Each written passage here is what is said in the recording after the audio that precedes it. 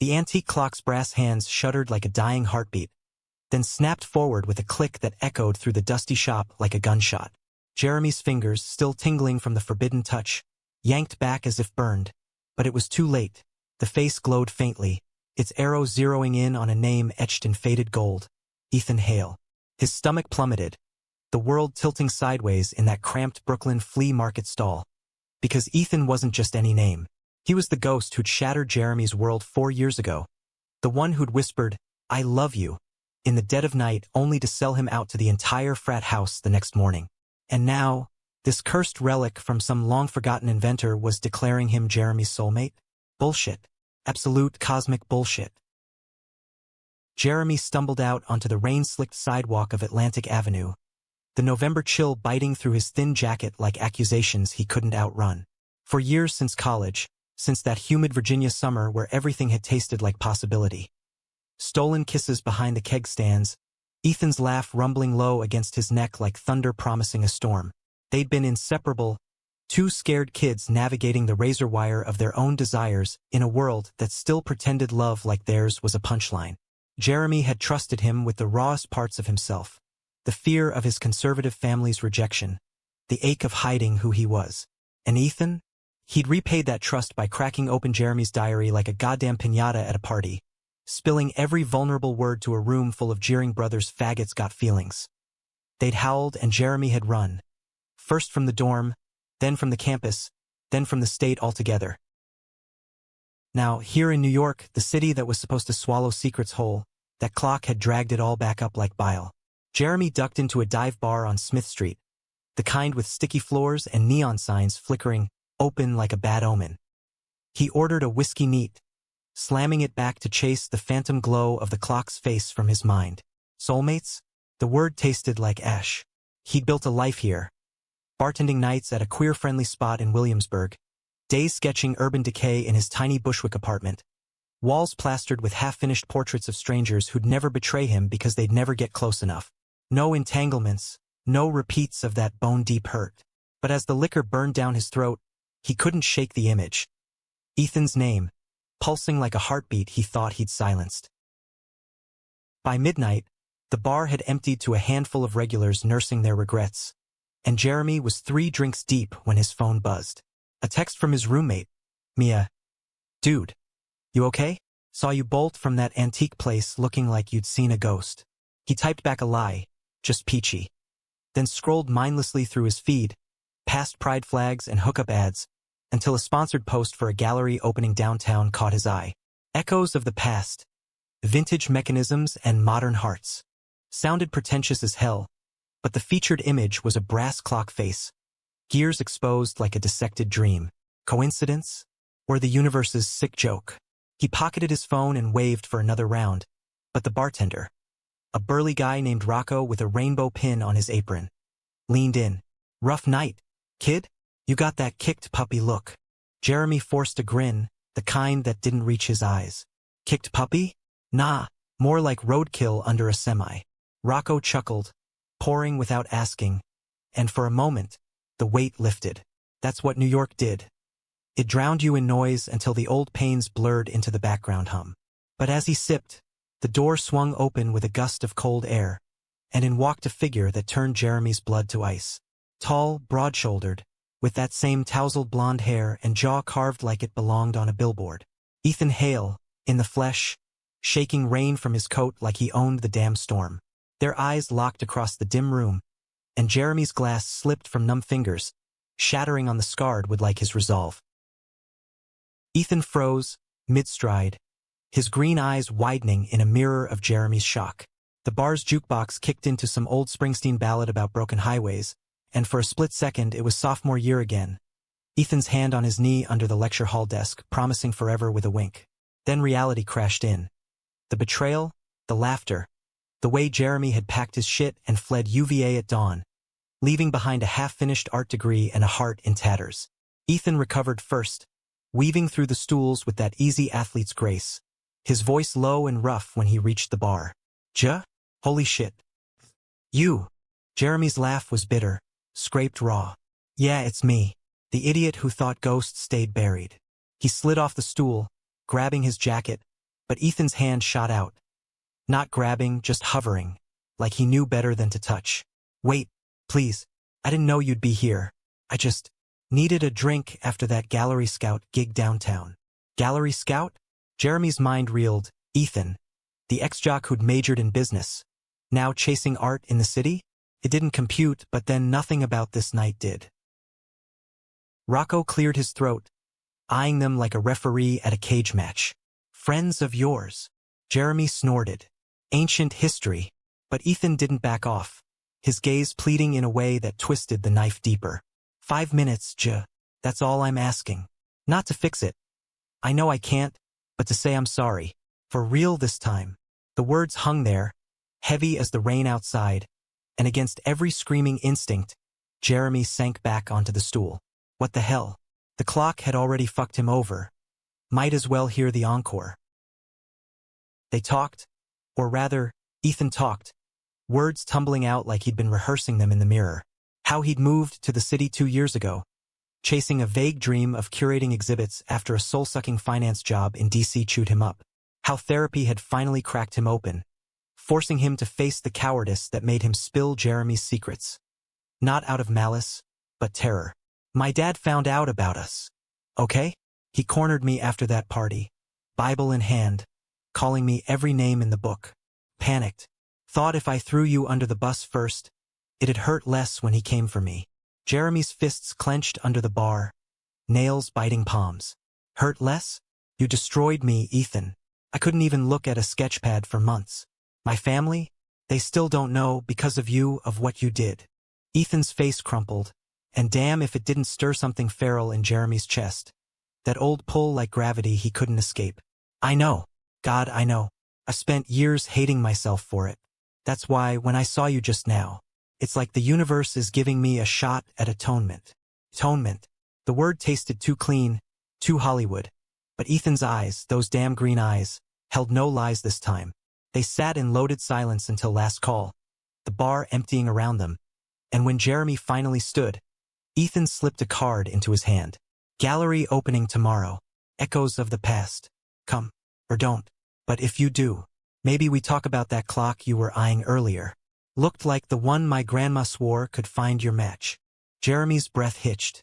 How the hell did he know about the clock? But he didn't ask, just nodded curtly and bolted into the night, the card burning a hole in his pocket like a dare. The rain had turned to a relentless drizzle by the time Jeremy crashed through his apartment door, the kind of New York wet that seeped into your bones and made you question every life choice. Mia was sprawled on the couch in her post-shift haze, nursing a mug of chamomile tea and binging some true crime doc about Wall Street scandals. She glanced up, her sharp Latina eyes narrowing behind cat-eye glasses. You look like you wrestled a raccoon and lost. Spill. Jeremy tossed his jacket over a chair, the soggy fabric slapping like defeat, and collapsed beside her, the gallery card fluttering to the floor like a fallen leaf. He snatched it up before she could, but Mia was quicker than she looked. Ooh, fancy. Ethan, hail presence. Mechanisms of fate. Who's the suit? Her tone was light, but Jeremy heard the probe. He'd vented enough over the years for her to know the score. The devil in khakis, he muttered, rubbing his temples. Ran into him at Rocco's. Turns out the universe has a twisted sense of humor. Mia set her mug down, shifting to face him fully, her braids swinging like pendulums. Ethan? As in, the backstabbing ex who turned your college romance into a frat house horror story? Girl. Block his ass and burn that card. Jeremy wanted to. God, he wanted to crumple it into confetti and flush it down the toilet. But his fingers traced the embossed letters instead, the paper cool and crisp against his skin. He mentioned the clock. The one from the shop today. Like he knew. Mia's brows shot up. Creepy. But listen, you've been dodging landmines since you got here. This city's big enough for both of you to ghost each other forever. Why poke the bear? She was right, of course. Mia always was, with her noble shit therapist vibe honed from years slinging coffee to broken hearts in Midtown. But as Jeremy lay awake that night, staring at the cracked ceiling while sirens wailed outside like lost souls, the clock's glow haunted him. What if it wasn't bullshit? What if Ethan really was the one thread left to unravel his loneliness? Morning came gray and unforgiving, the kind of November light that made Bushwick look like a faded Polaroid. Jeremy dragged himself to his day job at a hole-in-the-wall coffee shop on Bedford Avenue, steaming lattes for hipsters who tipped in crypto promises. The rhythm usually grounded him. Frothing milk, scribbling orders, bantering with the baristas about the latest queer rom-com flop. But today, every chime of the door had him glancing up, half expecting Ethan's shadow. By afternoon, his sketchbook was open on the counter during a lull, pencil flying across the page in frantic strokes. The clock's face, gears twisting into Ethan's profile, eyes locked in accusation. "You're spiraling, babe," his coworker Luca teased. A twinkish Italian with a sleeve of tattoos and zero filter. Hot enemy or what? Jeremy snapped the book shut, heat crawling up his neck. More like nightmare fuel. But Luca just grinned, leaning on the espresso machine. "Own it, then. Go to that opening tonight. Shake his hand. Spill your drink on his slacks. Walk out like the queen you are." It was the kind of reckless advice only a 22-year-old could give. But it stuck like burrs as Jeremy clocked out and headed home. Mia was at a poetry slam, leaving the apartment echoey and empty, so he showered off the coffee grounds, pulled on his least-worn black button-down, the one that hugged his lean frame just right, and stared at himself in the fogged mirror. Gray eyes stared back, shadowed with doubt. But there was a spark there too, buried under the hurt. "Fuck it," he whispered, grabbing the card. One night, closure or whatever the hell this was. The gallery was in Soho, a converted warehouse with exposed brick and track lighting that screamed, "I'm cultured but tortured." Jeremy arrived fashionably late, weaving through clusters of artsy types nursing cheap wine from plastic cups. Tattooed curators in oversized blazers, influencers snapping pics of abstract installations that looked like someone had sneezed paint on canvas. The air hummed with pretentious chatter. The patina evokes existential dread. Or, it's deconstructing temporal hegemony. He snorted into his plastic cup, scanning for the exit as much as Ethan. But then there he was, across the room by a display case. Ethan, in a fitted navy sweater that did criminal things to his shoulders, gesturing animatedly to a silver-haired woman in pearls. His laugh carried over the din, warm and unfiltered, and Jeremy's chest tightened like a vice. He could have slipped out then, vanished into the night like so many other regrets. But the clock exhibit pulled him in. A velvet-roped alcove lined with timepieces from bygone eras, tickers frozen in perpetual motion. And there, under glass like a relic from a fairy tale, sat the clock. The same intricate brass face, gears etched with arcane symbols. A plaque reading, "The Chronos Oracle, circa 1892. Legend claims a single touch reveals one's destined heart." Jeremy's pulse thundered. How had Ethan gotten it here? He edged closer, pulse syncing with the faint hum emanating from the case, when a voice murmured at his elbow. "Told you it'd find its way to you, Ethan." Close enough that Jeremy caught the faint cedar and citrus scent of his cologne, a ghost from stolen dorm room nights. He didn't turn, just stared at the clock. "Stalking me now? Classy." Ethan's chuckle was soft, rueful. "Hardly. I curate oddities for a living vintage stuff with stories. That one came through an estate sale upstate.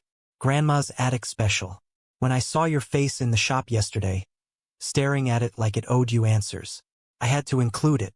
Jeremy finally met his gaze, green eyes searching his like uncharted maps. "Why? To torture me? Remind me how you specialize in breaking things." The words landed like punches, but Ethan didn't flinch. Instead, he waved off the pearl-clutching donor with a polite smile and guided Jeremy to a quieter corner, away from the wine sippers. "No torture. Redemption, maybe. Look, Ja, I get it. You hate me. Hell, I hate me most days. But that clock is not just junk. People swear by it.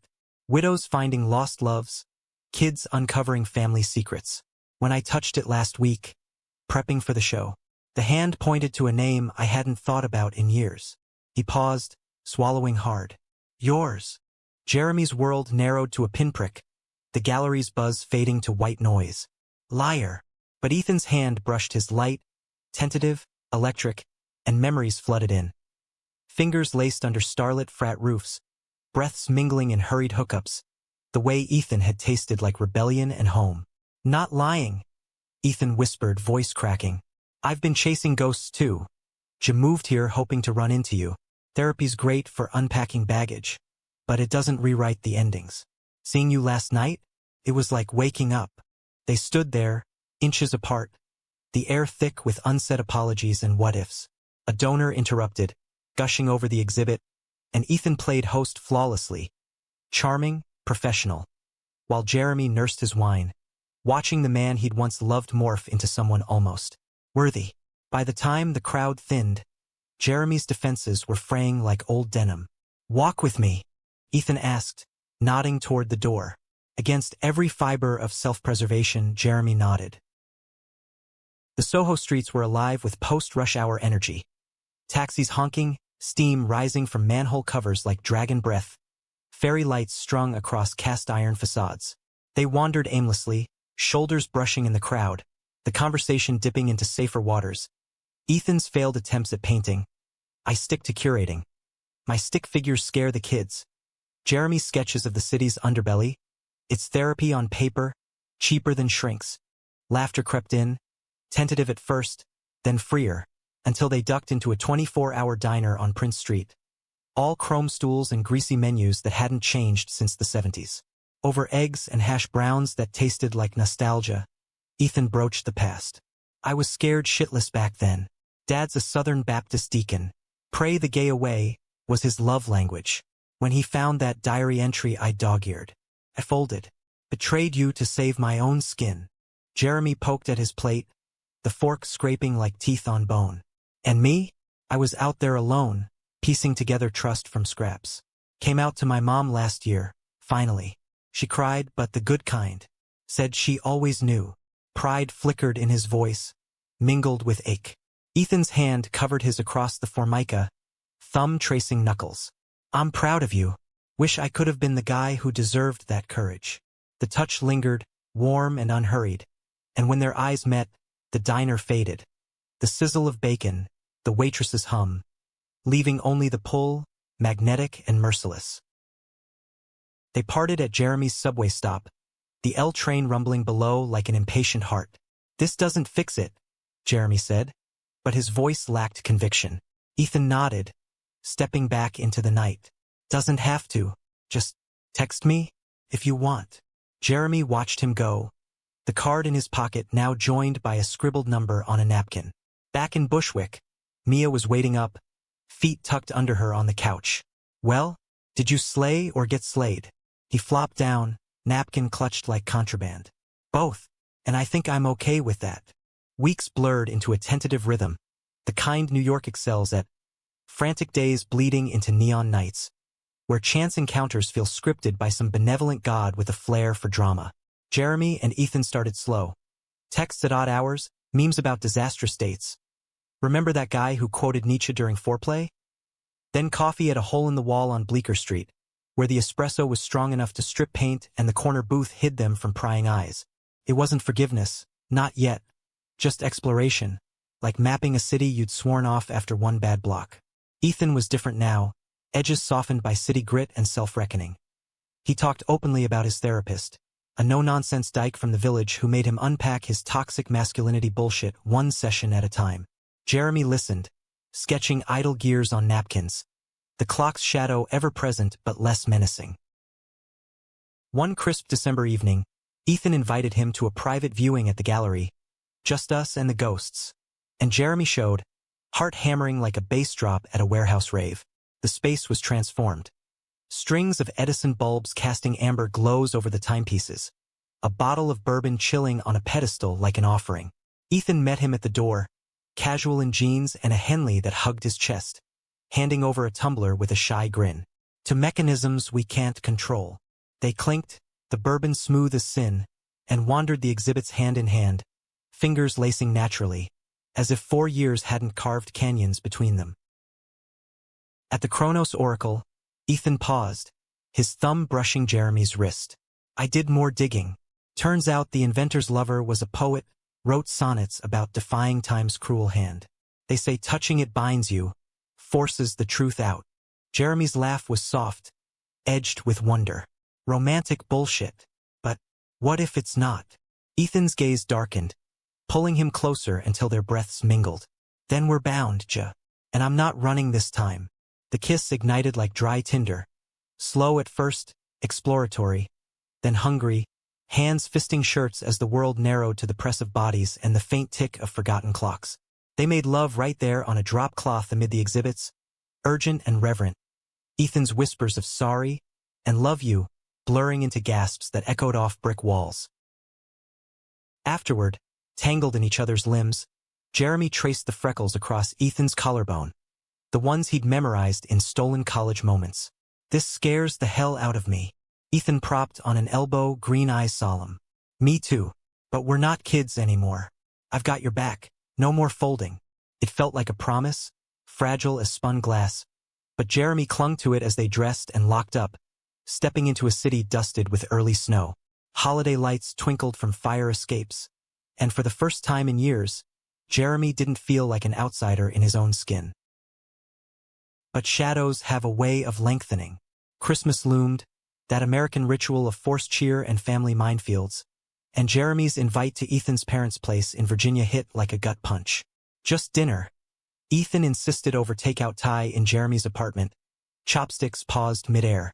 Mom's mellowed, bakes killer pecan pie. Dad, he's trying. Therapy group for him too. Jeremy set his carton down, appetite souring. Trying? Last I checked, he was the one who lit the match. Ethan's face fell, but he reached across the coffee table, squeezing Jeremy's knee. You don't have to go. But if you do, it's proof we're rewriting the script. Mia weighed in later that night, over mulled wine and her infamous truth bomb charcuterie board. Baby, that's a lion's den. But if anyone's got the balls to stare down bigotry and make it blink, it's you. Her words bolstered him, and when the day came, gray skies over the Holland Tunnel, Ethan's rental car humming south on I-95, Jeremy packed his sketchbook like armor. The drive was laced with playlists. Springsteen for the highways, Hosier for the heartaches. Their hands clasped over the gearshift like anchors. The Hale house was a colonial in Richmond suburbs, all white siding and manicured lawns screaming normalcy. Ethan's mom enveloped Jeremy in a hug that smelled of vanilla and veiled curiosity. Call me Linda, Han. While his dad, a barrel-chested man with Ethan's jaw but none of the warmth, offered a stiff handshake. Heard a lot about you, Dale Hale grunted, eyes flicking away. Dinner was a minefield. Turkey carved with surgical precision, conversation skirting politics like live wires. But when Dale cleared his throat over pie, voice gravelly, Ethan says you're an artist. That's something. Jeremy saw the olive branch for what it was, rusted but extended. He took it. Yeah, mostly urban stuff, New York's grit. Keeps me honest. Dale nodded, almost imperceptibly, and later, in the den with old photo albums, the man cracked open. Stories of his own hidden youth, a college crush buried under church hymns and denial. Wasn't brave like you boys. Regret that. Tears pricked Jeremy's eyes. Not forgiveness for the past, but a bridge to something human. Ethan squeezed his hand under the table, pride radiating like heat. They drove back north in buoyant silence, snow flurries dancing in headlights. You were amazing, Ethan murmured, pulling into a rest stop overlook. Jeremy leaned into him, foreheads touching. We were. The kiss there, under a canopy of stars, tasted like victory, sweet, hard one. Back in the city, their worlds intertwined deeper. Ethan crashing at Jeremy's after late shifts, mornings of lazy coffee and shared sketches. Jeremy tagging along to Ethan's curation gigs, offering brutal honesty on exhibit layouts. That clock needs more shadows? Let it brood. It was romance distilled to its essence. Messy, profound, laced with the thrill of second chances. Yet, as January thawed into February's bite, fissures appeared. Ethan's phone buzzed more with family check-ins, Dale's progress reports, Linda's passive-aggressive invites that never included Jeremy by name. One night, after a gallery fundraiser where Ethan schmoozed donors with effortless charm, Jeremy overheard a slurred conversation in the coat room. Ethan's old frat buddy, in from D.C., clapping his back. Still playing both sides, Hale? Your old man's finally coming around. Don't fuck it up chasing tail. Ethan's laugh was forced, but the words lodged in Jeremy's gut like shrapnel. Later, in bed, he confronted it. Am I the tail? Or the mistake you're fixing? Ethan bolted upright, sheets pooling like accusations. Jesus, Jeno. That guy's an asshole. Hasn't changed since college. But doubt had seeded, and when Ethan's next family dinner invite arrived solo, with a note about delicate talks, Jeremy's walls slammed up. Go. Be the good son. I'll be here. Sketching our expiration date. The fight escalated, words flying like broken glass. Ethan's pleas of its progress, not regression. Jeremy's roar of progress for who? The family that branded me. Doors slammed, and Jeremy stormed out into a blizzard-whipped night, hailing a cab to Mia's couch, where she held him through sobs that racked like fever. Days stretched into radio silence, the city turning hostile, subways delayed, streets iced over like frozen veins. Jeremy threw himself into work, churning out commissions for a queer zine. Portraits of trans elders, drag queens midlaugh, each stroke a defiance. But the clock's curse gnawed. Soulmates didn't ghost. They fought. On Valentine's Eve, a knock rattled his door. Ethan, snow-dusted and hollow-eyed, holding a small wrapped box. I told them. About us. All of it. Jeremy's breath caught. And Dad walked out. Said he needed time. Mom cried, but hugged me after. Messy, but real. Inside the box, a pocket watch, gears etched with their initials, ticking softly. No ancient magic, just us deciding our time. Jeremy pulled him inside, the door clicking shut on the storm. Their reconciliation a tangle of limbs and tears, love reclaimed in the quiet hours before dawn. Spring erupted in New York with defiant color. Cherry blossoms rioting along the High Line. Food trucks hawking halal carts under blue skies that mocked winter's grip. Jeremy and Ethan's bond, tempered by that brutal Valentine's forge, deepened into something unbreakable, woven from daily devotions. Rooftop picnics in Bushwick with Mia's empanadas, Ethan's head in Jeremy's lap as he read aloud from dog-eared Auden. Lazy Sundays at the Met, debating Warhol's queerness over falafel from a vendor who winked knowingly. The gallery thrived, too. Ethan's Mechanism series extended into a summer pop-up, with the Chronos Oracle as centerpiece, now joined by Jeremy's illustrations. Inkwash gears morphing into embracing figures, subtle nods to their story that drew crowds and quiet applause. But fate, that capricious bitch, had one last curveball. It arrived in May, via a certified letter slipped under Jeremy's door like a venomous snake. Ethan was in a curation meeting uptown, so Jeremy tore it open alone, coffee mug trembling in his grip. UVA Alumni Association, reunion invite, with a special recognition for Ethan as fraternity legacy leader. Tucked inside, a glossy program featuring a photo of their old frat house, and a sidebar blurb, guest speaker, Dale Hale, on building bridges in divided times. Jeremy's vision blurred. Dale? The man who'd once preached fire and brimstone, now pontificating at the very den of his son's betrayal? He texted Ethan, we need to talk.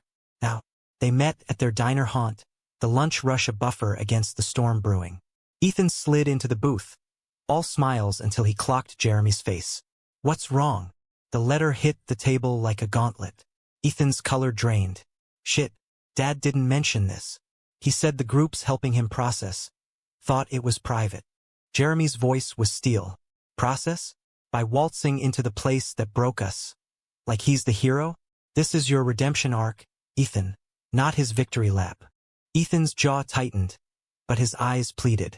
It's not that simple. He's trying in his fucked up way. The group's about accountability. Maybe this is his amends.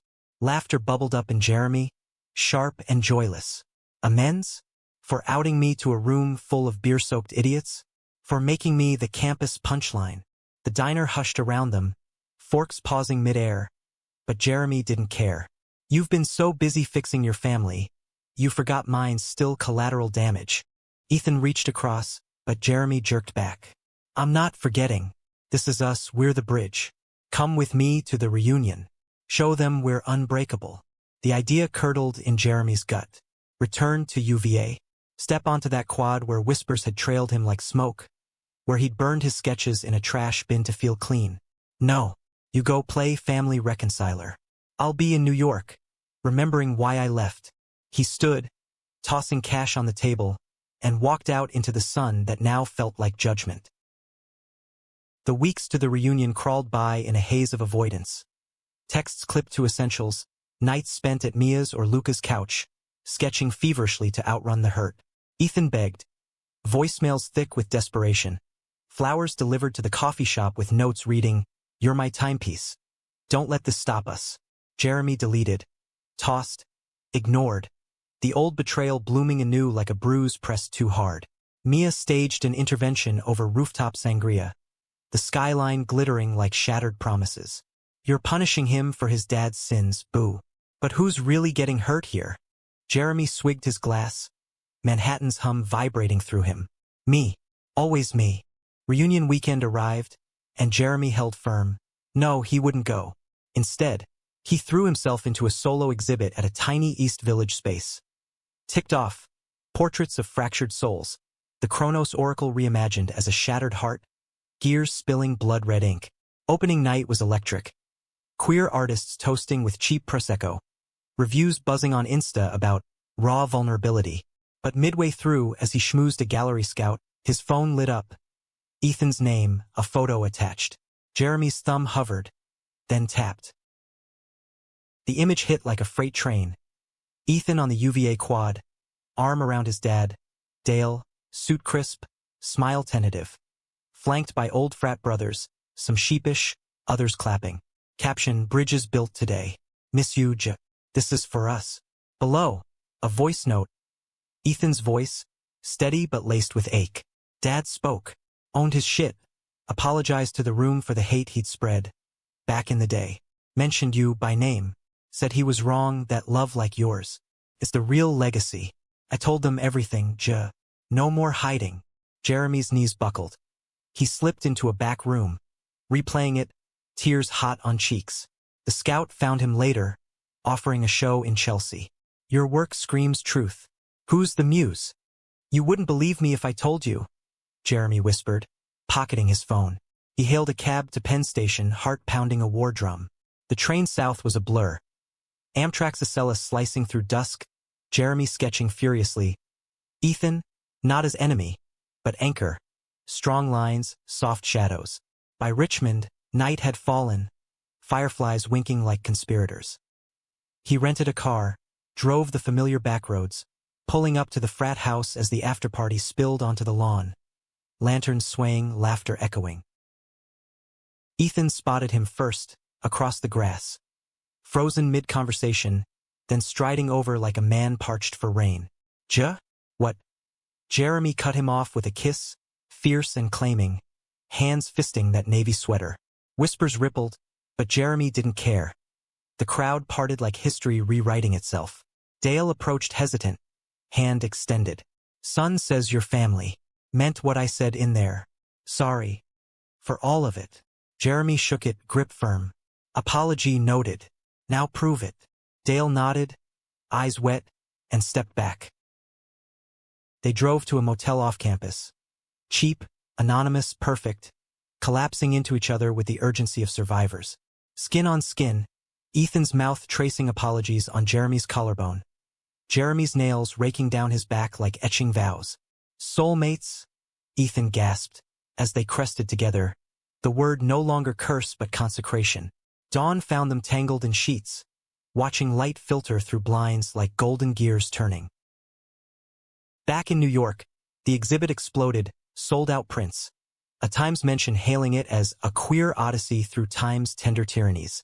Ethan proposed a joint curation, Soul Gears, blending his mechanisms with Jeremy's art.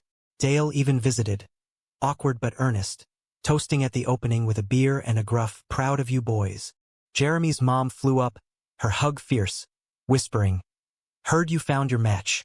About time." Years later, in a brownstone loft overlooking the East River, bought with exhibit proceeds and curation gigs, walls alive with their shared visions, Jeremy would touch that old clock again, now on their mantle. The hand spun, settling on Ethan's name, and he'd laugh, pulling his husband close. Knew it all along. In the city of reinvention, they'd turned enemy to eternal, one tick at a time. A human hymn to love's defiant clockwork.